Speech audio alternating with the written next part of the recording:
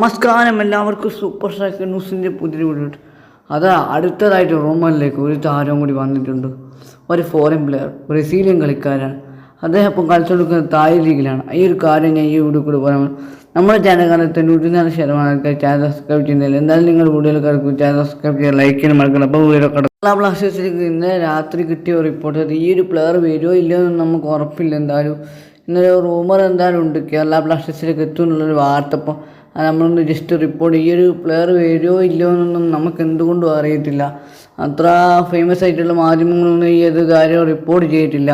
ചില വാട്സപ്പ് ഗ്രൂപ്പുകൾക്ക് ഈ ഒരു കാര്യങ്ങൾക്ക് ഈ ഒരു താരത്തിൻ്റെ ഫോട്ടോയും ഈ ഒരു റിപ്പോർട്ടും പാറി പറക്കുന്നുണ്ട്.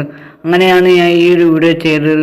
തായ് ലീഗിലാണ് ഇദ്ദേഹം ഇപ്പോൾ നിലവിൽ കളിച്ചുകൊണ്ടിരിക്കുന്നത്. സെൻട്രൽ ഫോർവേഡായിട്ട് അതേപോലെ തന്നെ അറ്റാക്കിംഗ് മിഡ്ഫീൽഡറൊക്കെ ആയിട്ട് കളിക്കാൻ പറ്റുന്ന ഒരു പ്ലെയറാണ്. ഒരു വയസ്സ് മാത്രമേ താരത്തിൻ്റെ പ്രായം, വില്യം പോപ്പ് അങ്ങനെ എന്താണ് താരത്തിൻ്റെ നെയിമെന്ന് തോന്നുന്നു നമുക്ക്. പ്രാന്ന് കളിച്ച ലാറ്റിൻ അമേരിക്കയിലെ പ്ലേയേഴ്സൊക്കെ മികച്ച പ്ലെയർ തന്നെ കാഴ്ചവെച്ചു. കേരള ബ്ലാസ്റ്റേഴ്സിൽ അങ്ങനെ ലോങ് ബ്രസീലിയൻ പ്ലേയേഴ്സ് ഒന്നും അങ്ങനെ കളിച്ചിട്ടില്ല. ഇപ്പോൾ ഉദാഹരണത്തിന് പറഞ്ഞാൽ ലാറ്റിൻ അമേരിക്കയിലെ ഡയാസ് ആണെങ്കിൽ അതേപോലെ തന്നെ ലൂണയാണെങ്കിലൊക്കെ മികച്ച പ്രകടനം തന്നെ കേരള ബ്ലാസ്റ്റേഴ്സിന് കളിച്ചത്. ഈ ഒരു പ്ലെയർ വരുമോ ഇല്ലയെന്നൊന്നും ഉറപ്പില്ല. ഞാൻ ജസ്റ്റ് ഒരു വീഡിയോ ചെയ്തിരുന്നുള്ളൂ. നിങ്ങളുടെ അഭിപ്രായം കമൻറ്റ്